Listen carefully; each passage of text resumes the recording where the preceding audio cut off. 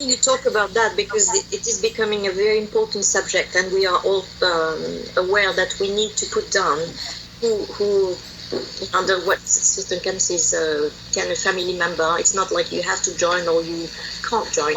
So what are the rules for a new member to join?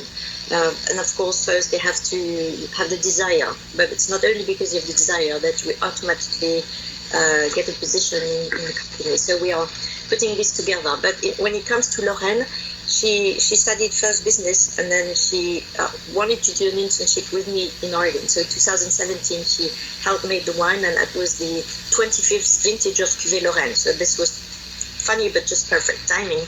And she loved it. So when she came back to Beaune, she says, "Mom, I don't want to do only marketing things, but I would love to study more about viticulture and enology." So she went back to school for 2 years to study that, and she just graduated. So this year, she's going to be in charge of the, of course, under the supervision of Jérôme Forbrac, who is our head enologist. Very important to mention him, because I have the title of winemaker. And then, of course, I work hand in hand with Jérôme, and I'm 100% responsible for DDO, but he's the guy that is day-to-day at the winery in Beaune, and, of course, in charge of everything. And so she will be working on the whites. She did the reds last year, so she's still in the training.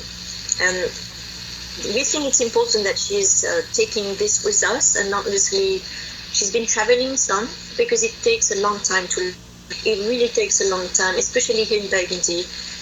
We produce about 100 different appellations. Burgundy has about 1,247.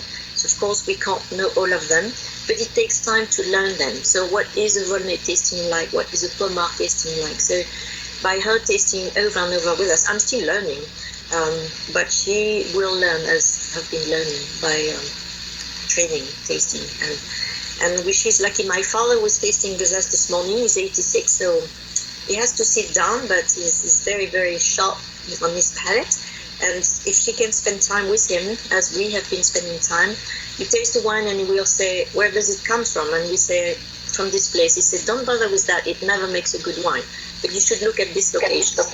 And so we are very lucky to have this generation, and not so many of them are still around, that loved it and spend a lot of their time trying to find the best place. So it's a turning point where the G5, as we call them, can talk to the G3, our parents, and voila.